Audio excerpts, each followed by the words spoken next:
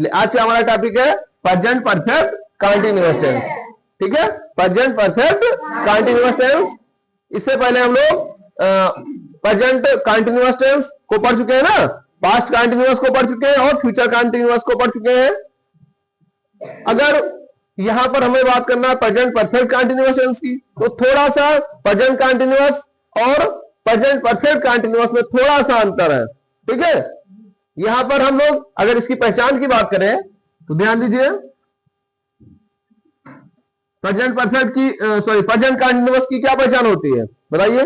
Present continuous tense की पहचान होती है रहा है, रही है। देखिए क्या होती है, रहा है, रही है, रही है, रहे हैं, और यहां भी रहेगा। देखिए प्रेजेंट कंटीन्यूअस की पहचान होती है रहा है, रही है, रहे हैं, और यहां भी है प्रेजेंट परफेक्ट कंटीन्यूअस में भी है रहा है, रही है, रहे हैं, तथा यहां समय दिया रहेगा। क्या रहेगा?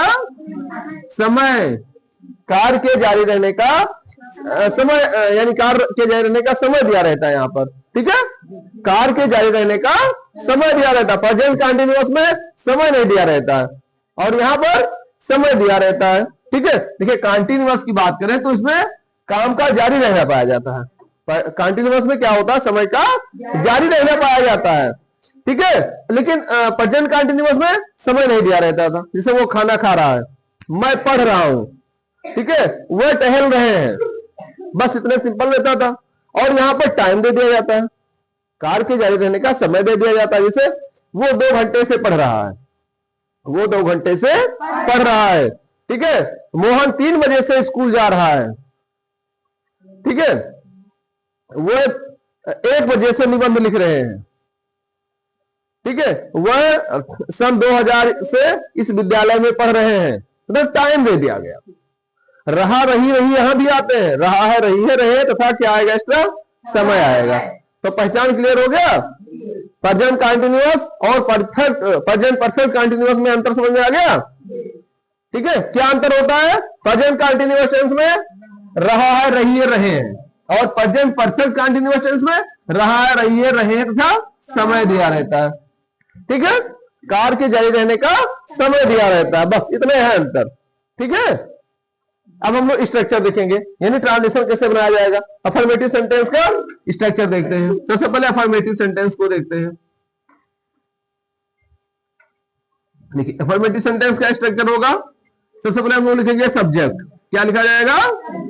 सब में सब्जेक्ट होता है ना, तो सबसे पहले यहां भी रहेगा सब्जेक्ट। उसके बाद में क्या आएगा? यहाँ पर हैज बीन। क्या आएगा? हैज बीन या हैव बीन, हैज बीन या हैव बीन प्लस वर्ब की आईएनजी फॉर्म। क्या होगा? वर्ब की ING form plus object, plus object plus since या फॉर, सिंस या प्लस टाइम दिया रहेगा। ठीक है, देखिए सब्जेक्ट हैज बीन या हैव बीन, फिर वर्ब की आईएनजी फॉर्म प्लस ऑब्जेक्ट, उसके बाद सिंस या फॉर प्लस टाइम, सिंस या फॉर प्लस टाइम। ठीक है, अच्छा अब हैज का प्रयोग कहां करेंगे? हैज बीन और हैव बीन, ये आप लोग जानते हैं। इतना पढ़ लिए हैं तो समझ में आ गया होगा कि हम लोग हैज बीन का कहां प्रयोग करेंगे और हैव बीन का कहां प्रयोग करेंगे। बताइए किसी को आइडिया हो तो, कि हैज का प्रयोग कहां करेंगे और हैव का प्रयोग कहां करेंगे? हाँ, वेरी गुड, वेरी गुड। एक वचनकर्ता के साथ हैज, एक वचनकर्ता के साथ किसका प्रयोग करेंगे? Has been. ठीक है, और बहुवचनकर्ता के साथ, बहुवचनकर्ता के साथ हैव बीन, बहुवचनकर्ता के साथ। क्लियर? इसमें तो कोई कंफ्यूजन नहीं है।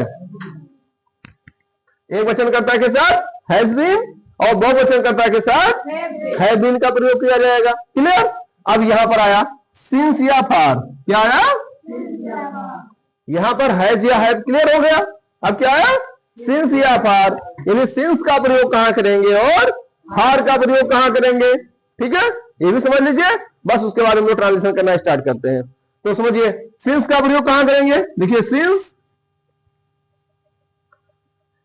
सिंस माने यहां पर से की अंग्रेजी के लिए हम लोग से सिंस या फार का प्रयोग करेंगे। से की अंग्रेजी के लिए किसका प्रयोग करेंगे? देखिए से की अंग्रेजी के लिए ये समझ लीजिए, उसके बाद कोई दिक्कत नहीं होगा। से की अंग्रेजी के लिए सिंस या फार का प्रयोग करेंगे। किसका प्रयोग? सिंस या फार का प्रयोग करेंगे। ध्यान दीजिएगा, जैसे वो 2 घंटे से पढ़ रहा है, वो 2 घंटे से, तो से जो आया से की अंग्रेजी के लिए हम लोग सिंस या फार का प्रयोग करेंगे। अब देख लीजिए सिंस का प्रयोग कहां होगा और फार का प्रयोग कहां होगा। अब सिंस का प्रयोग करेंगे हम लोग पॉइंट ऑफ टाइम, अर्थात निश्चित समय। कौन सा समय? निश्चित समय के लिए हम लोग किसका प्रयोग करेंगे? सिंस का प्रयोग। पॉइंट ऑफ टाइम, निश्चित समय के लिए किसका प्रयोग करेंगे? सिंस का प्रयोग। और फार का प्रयोग period of time, period of time यानी कि समय अंतराल। किसका प्रयोग? समय अंतराल। इसका अर्थ क्या हुआ? समयांतराल, यानी समय अंतराल दिया हो। ठीक है, अब सोचते पॉइंट ऑफ टाइम क्या है? ये निश्चित समय क्या है? जैसे आ गया 1 बजे से, क्या आ गया? 1 बजे से। देखिए 1 बजे से, 1 बजे से आ गया, 1 बजे से। तो इसके लिए हम लोग क्या प्रयोग करेंगे? सिंस 1 वो क्लॉक, सिंस 1 वो क्लॉक।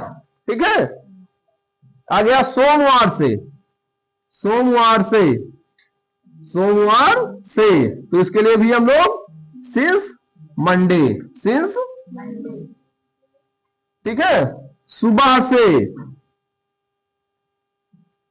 तो सिंस मॉर्निंग, सिंस मॉर्निंग। शाम से तो भी सिंस इवनिंग। ठीक है, 1995 से, 1995 से तो भी सिंस 1995। जुलाई से, ऐसे दिया जुलाई से, तो क्या होगा? सिंस जुलाई। क्लियर हुआ? तो ये हमारा है point of time. Point of, इस तरह से अगर आएगा तो ये पॉइंट ऑफ टाइम है। क्लियर? जैसे 1 बजे से तो सिंस 1 वो क्लॉक, सोमवार से सिंस मंडे, सुबह से सिंस मॉर्निंग, शाम से सिंस इवनिंग, सिंस इवनिंग। 1995 से सिंस 1995, जुलाई से सिंस जुलाई। तो क्लियर हुआ? ये एकदम निश्चित टाइम है। अब देखिए पीरियड ऑफ टाइम क्या होगा? जैसे कि आ गया समय 1 बजे से, एकदम टाइम क्लियर है। यहां आ गया 2 घंटे से, क्या है? देखिए पीरियड ऑफ टाइम में जैसे आ गया 2 घंटे से, 2 घंटे से, तो for 2 hours, for 2 hours, 2 hours. ठीक, 4 सालों से, 4 सालों से, तो क्या होगा? For 4 years, for 4 years. ठीक है, कई सप्ताह से, कई सप्ताह से, तो फॉर मैनी वीक्स। ठीक है, तो इस तरह से अगर हम लोग इस तरह से अगर आता है तो उसके लिए हम लोग फार का प्रयोग करेंगे, और इस तरह से अगर आता है तो हम लोग सिंस का प्रयोग करेंगे। ठीक है, चलिए से कहा गया, क्या आ गया? 5 दिनों से, तो हम लोग क्या लिखेंगे? For 5 days. हाँ, 5 दिनों से, फॉर 5 डेज। अगर दिन क्लियर कर दें, जैसे कि सोमवार से तो सिंस मंडे, ठीक है, या बृहस्पतिवार से तो सिंस थर्सडे, शुक्रवार से सिंस फ्राइडे। ठीक है, अगर 4 दिनों से फॉर 4 डेज, पता नहीं कौन दिन है, कौन चौथा दिन। ठीक है, तो इस वहां पर हम लोग इस यहां पर फार का प्रयोग करेंगे, और अगर इस कंडीशन में हम लोग सिंस का प्रयोग। ये ध्यान रखिएगा, point of time since, period of time far. Clear? चलो इसको नोट्स करें। अब हम लोग ट्रांसलेशन करना स्टार्ट कर देते हैं। अब क्लियर हो गया ना? देखिए यहां पर 2 चीज था, हैज, हैव, है ना, और उसके बाद में सिंस या फार, और तो सब सेम है। ठीक है, देखो सब्जेक्ट तो वही रहेगा सब में, वर्ब की आईएनजी फॉर्म भी रहेगी, ऑब्जेक्ट भी रहेगा, और टाइम जो रहेगा उसको तो लिखेंगे ही हम लोग। केवल सिंस या फॉर्म में कंफ्यूजन थी, क्या करेंगे, और यहाँ पर हैज बीन या हैव बीन। अब दोनों क्लियर हो गया ना? अरे बोलो भाई, सो जाते हो तुम लोग? चलो लिखो, लिखो जल्दी लिखो, तो फिर आगे बढ़ते हैं। जैसा कि अभी हम लोग पढ़ चुके हैं कि हैज का प्रयोग कहां करेंगे और हैव बीन का प्रयोग कहां प्रयोग करेंगे। तो एक वचनकर्ता के साथ हैज बीन, बहुवचनकर्ता के साथ हैज बीन। अब एक वचनकर्ता यानी ही see it, he see it या किसी का नाम अगर आ जाए तो हम लोग एक वचनकर्ता का, ये एक वचनकर्ता होता है, और उसके साथ हम लोग हैज बीन का प्रयोग करेंगे।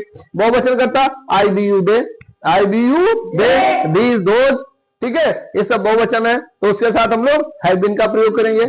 क्लियर? सिंस या फॉर निश्चित समय के लिए हम लोग सिंस का प्रयोग, और पीरियड ऑफ टाइम यानी अनिश्चित समय या समयांतराल दिया रहेगा उसके लिए हम लोग फॉर का प्रयोग करेंगे। क्लियर? चलिए ट्रांसलेशन को देखते हैं, अभी क्लियर हो जाएगा। जैसे कि वो 2 घंटे से नदी में स्नान कर रहा है। दूसरा एग्जांपल देखते हैं, 2 एग्जांपल आपके सामने लिखे हैं। वो 2 घंटे से नदी में स्नान कर रहा है। दूसरा है तुम 1 बजे से सो रहे हो। ठीक है, अच्छा देखिए, सब में रहा है, रहे हैं, यानी कंटिन्यूअस है। क्या है?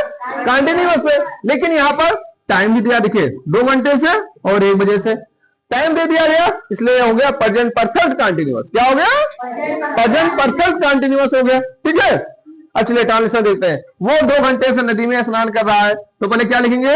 ही। अच्छा, ही एक वचन के वो वचन? एक वचन, तो एक वचनकर्ता के साथ क्या लिखना? Has been. Very good, he has been, he has been. उसके बाद क्या लिखना है? वर्ब की आईएनजी फॉर्म, वर्ब की, तो वर्ब क्या है यहाँ पर? स्नान करना, तो he has been bathing, he has been bathing. वो स्नान कर रहा है, कहां पर? नदी में, यानी कि इन द रिवर। ठीक है, he has been bathing in the river. फिर कहां पर भैया? से 2 घंटे, यानी कि अब यहां पर देखिए, ध्यान दिए, 2 घंटे के लिए हम लोग से की अंग्रेजी क्या लिखेंगे? देखिए यहां पर से की अंग्रेजी के लिए हम लोग सिंस या फॉर का प्रयोग करते हैं। से की अंग्रेजी के लिए फॉर, और निश्चित समय रहेगा तो हम लोग सिंस का प्रयोग करेंगे, और अनिश्चित समय रहेगा या पीरियड ऑफ टाइम रहेगा तो हम लोग फॉर का प्रयोग करेंगे। तो 2 घंटे से निश्चित है कि अनिश्चित? अनिश्चित है भाई, 2 घंटे से, कोनो जरूरी नहीं कि ये निश्चित समय है। अगर आ गया 1 बजे से तो निश्चित है, 1 बजे से तो निश्चित है, 2 बजे से निश्चित है। ठीक है, तो ये 2 घंटे से तो ये अनिश्चित है, उसके लिए हम लोग फॉर का प्रयोग करेंगे। For 2 hours, for 2 hours. ठीक, he has been bathing in the river for 2 hours. Clear? एक और एग्जांपल आपके सामने लिखा, तुम 1 बजे से सो रहे हो, तुम 1 बजे से सो रहे हो। यहां पर देखिए भैया, यू, अब यहां पर 1 बजे आ गया, ये बताओ निश्चित समय क्या? निश्चित, निश्चित समय है ना? तो निश्चित समय के लिए हम लोग सिंस का प्रयोग करेंगे। तुम 1 बजे से सो रहे हो, तो यू, अच्छा यू एक वचन की बहुवचन? बहुवचन, बहुवचन, और यू बहुवचन है तो बहुवचनकर्ता के साथ हम लोग लिखेंगे have been. You have been sleeping, you have been, तुम सो रहे हो गया, कब से? 1 बजे से, तो यहां हो जाएगा सिंस, सिंस 1 वो क्लॉक, ऐसे लो, सिंस 1 वो क्लॉक। ठीक है, समझ गया? You have been sleeping since 1 वो क्लॉक। ठीक, एक और एग्जांपल देखते हैं। तुम इस नगर में 4 वर्ष से रह रहे हो। ठीक है, क्या होगा ट्रांसलेशन? यू, यू के साथ क्या आएगा? Have been, you have been, you, फिर क्रिया क्या पर? रहना, रह रहे हो, है ना? तो you have been living, you have been living इस नगर में, है ना? In this town, in this, in this town. ठीक है, तुम इस नगर में रह रहे हो। क्लियर हुआ? कितने वर्षों से? 4 वर्षों से। पॉइंट ऑफ टाइम है, पीरियड ऑफ टाइम है, क्या है? पीरियड ऑफ टाइम है, तो क्या आएगा यहाँ पर फार। फार से की एनर्जी के लिए हम लोग क्या लिखेंगे फार।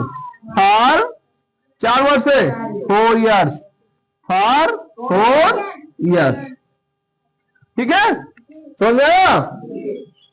एक और एग्जांपल देखते हैं। इस मकान में 2004 से रह रहा है, 2004 से रह रहा है। देखो ध्यान दीजिए, यहां 4 वर्ष था और यहां पर 2004 से, यहां पर क्लियर नहीं था, है ना, इसलिए यहां पर फार आया और यहां पर ये टाइम क्लियर है, इसलिए क्या आएगा सिंस का प्रयोग करेंगे। ठीक है, मदन, अब मदन के साथ क्या लिखेंगे has been. Madan has been, फिर किया क्या रहना, यानी कि living. Madan has been living in this, चलिए इन दिस हाउस, ठीक है, सिंस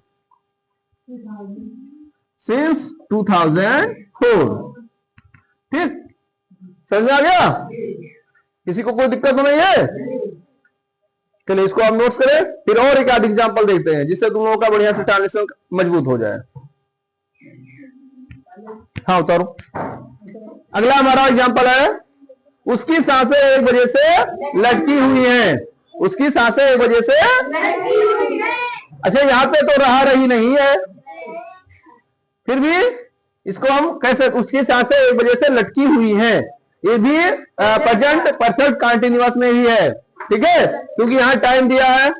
ठीक है, एक वजह से। देखते हैं क्या होगा। उसकी सांसें एक वजह से लटकी हुई है, यानी कि ही हैज बीन स्ट्रगलिंग, बता रहे स्ट्रगलिंग, यानी वो संघर्ष कर रही है। फॉर ब्रीथ, फॉर ब्रीथ, हाँ फॉर ब्रीथ, समझिए पहले। He has been struggling for breath, यानी वो सांस के लिए संघर्ष कर रही है। सांस मतलब यानी जीवन मरण के लिए संघर्ष कर रही है। ठीक है, तो he has been struggling for breath, एक वजह से। तो यहां पर सिंस होगा कि फॉर, सिंस, सिंस 1 o'clock। ठीक है, देखिए he has been struggling for breath since 1 o'clock। ठीक है, एक ये हो गया। और एक अनुवाद, हर ब्रीथिंग, हर ब्रीथिंग यानी उसकी सांसें, उसकी हैज बीन लेबर्ड, लेबर्ड। ठीक है, सिंस 1 o'clock, ऐसा भी इसका ट्रांसलेशन कर सकते हैं। ध्यान दीजिए, हर ब्रीथिंग यानी उसकी सांसें, हैज बीन लेबर्ड यानी लटकी हुई हैं, उसकी सांसें लटकी हुई है सिंस 1 o'clock, एक वजह से। ठीक, एक अगला एग्जांपल है, वह 4 घंटे से रो रही है। वह 4 घंटे से रो रही हैं, क्या होगा दे रो रही है या रो रहे हैं, तो दे हैव बीन, रोना की इंग्लिश क्या होता है beeping, they have been beeping. 2 घंटे से सिंस या फार, फार का प्रयोग करेंगे, they have been beeping for 2 hours, for नहीं 4 घंटा ना, तो फॉर 4 hours, फॉर 4 hours। ध्यान दीजिए, इसका उच्चारण होता है हावर नहीं आवर्स। क्या होगा आवर्स, यहाँ एच समझिए साइलेंट है, एच वो यूवर्स, हावर्स नहीं आवर्स। क्या होगा आवर्स। ठीक, एक और एग्जांपल देख लेते हैं। पुलिस चोर के पीछे 2 घंटे से दौड़ रही है। अच्छा, दौड़ रही है या उसका पीछा कर रही है, दोनों एक चीज होगा। चोर उन्हें, पुलिस 2 घंटे से चोर का पीछा कर रही है। ठीक है, अब यहां दौड़ रही है, रनिंग नहीं लिखेंगे, चेजिंग यानी पीछा कर रही है। देखिए, तो the police A police has been. The police has been chasing the thief for 2 hours. ठीक है, आया समझ में? The police has been chasing the thief for 2 hours. Clear? एक और एग्जांपल देख ले भाई. वर्षा ऋतु महीना इत्यादि के लिए हम लोग इट का प्रयोग करते हैं. इत्यादि की स्टार्टिंग इट से होती है, ध्यान रखिएगा. तो मंगलवार से वर्षा हो रही है तो यहां का प्रयोग करेंगे इट. क्या इसका प्रयोग करेंगे? इट से स्टार्टिंग होगी, यानी it has been raining. It has been. और देखिए से के लिए क्या लिखेंगे? सिंस या फॉर. मंगलवार से सिंस हो जाएगा भाई. It has been raining since Tuesday. ठीक है, क्लियर?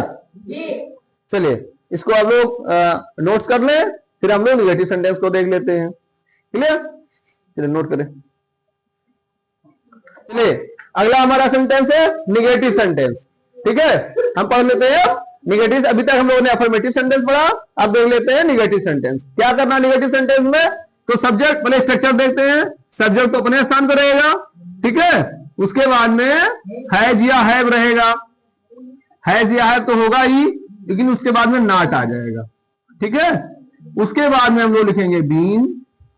ठीक, फिर वर्ब की आईएनजी फॉर्म. वर्ब की आईएनजी फॉर्म प्लस ऑब्जेक्ट. ठीक है, फिर सिंस या फॉर. सिंस या प्लस टाइम. क्लियर हुआ? एक्स्ट्रा क्या है यहां पर? नॉट आया. हैज हैव के बाद में नॉट लगा देना है बस, या हैज बीन के बीच में नॉट लगा देना है. ठीक, और बाकी अफर्मेटिव सेंटेंस की तरह होगा. ठीक, और यही नहीं, समस्त परफेक्ट कंटीन्यूअस टेंस में का स्ट्रक्चर समझो यही होगा. सब में केवल इसी में परिवर्तन होगा. Has been past perfect continuous की बात करेंगे, यहां पर हैड बीन हो जाएगा. फ्यूचर परफेक्ट कंटीन्यूअस की बात करेंगे तो विल हैव बीन या शैल हैव बीन हो जाएगा. बाकी सब सेम रहेगा. ठीक है, तो चलिए हम लोग इसको देखते हैं. प्रेजेंट परफेक्ट कंटीन्यूअस का निगेटिव सेंटेंस का स्ट्रक्चर लिखी गया, इसका भी एग्जांपल देख लेते हैं. वो 2 घंटे से पढ़ाई नहीं कर रहा है तो ही. अब ही के साथ क्या आएगा? हैज बीन कि हैव बीन? हैज आएगा ना, तो ही हैज. और चूंकि नहीं है तो he has not. He has not been studying. He has not been studying. वो पढ़ाई नहीं कर रहा हो गया. ठीक, he has not been studying, वो पढ़ाई नहीं कर रहा है 2 घंटे से. तो से की अंग्रेजी के लिए हम लोग क्या लिखेंगे? सिंस या फॉर? बोलो भाई. फॉर. क्या लिखेंगे? For. He has not been studying for 2 hours. For 2 hours.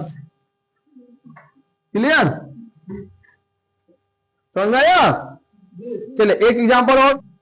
2 सखियां 4 बजे से आपस में बातें नहीं कर रही हैं. क्या होगा? देखिए 2 सखियां 4 बजे से आपस में बातें नहीं कर रही हैं. क्या होगा? 2 फ्रेंड्स. 2 सखियां क्या होगा? 2 फ्रेंड्स. एक वचन की बहुवचन. बहुवचन. 2 friends have not been talking. Talking बात कर रही है आपस में. अच्छा आपस में भी आ गया तो talking each other. Talking each other, एक दूसरे से या आपस में. Each other. ठीक है, देखो 2 friends have not been talking each other, यानी 2 सखियां आपस में बातें नहीं कर रही हैं. कितने? 4 बजे से. तो क्या होगा? सिंस या फॉर? बोलो भाई.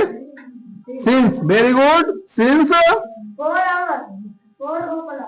वो क्लॉक. सिंस 4 वो क्लॉक. ठीक है, क्लियर हुआ? चले और एक एग्जांपल देखते हैं. पलक और संध्या 1 घंटे से लड़ाई नहीं कर रही है. नहीं निगेटिव है ना, तो पलक और संध्या 1 घंटे से लड़ाई नहीं कर रही है. तो क्या होगा? देखिए प्लग एंड संध्या।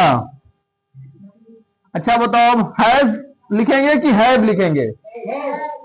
हैव होगा, क्योंकि दो लोग हो गई ना, और अंग्रेजी में केवल एक वचन या बहुवचन, सिंगुलर या प्लूरल। हिंदी में तो तीन होते हैं, एक वचन, द्विवचन और बहुवचन, लेकिन इंग्लिश में केवल दो ही होते हैं, चाहे एक वचन होगा या फिर बहुवचन होगा, चाहे सिंगुलर होगा या फिर प्लूरल होगा। तो प्लग एंड संध्या दो लोग हो गई तो बहुवचन हो गया। तो plug and Sandhya have not been fighting, fighting fight में लड़ाई, तो फाइटिंग है ना, fighting, have not been fighting. एक घंटे से क्या होगा, सिंस या फार? फार 1 आवर्स, फार 1 आवर। ठीक है, तो इस प्रकार से हम लोगों ने निगेटिव सेंटेंस को भी देख लिया। ठीक है, समझ में आ गया? चलिए इसको नोट्स कर लीजिए। अगर इंटरोगेटिव सेंटेंस को देखना हो तो उसको भी बता दें। बस चलिए ठीक।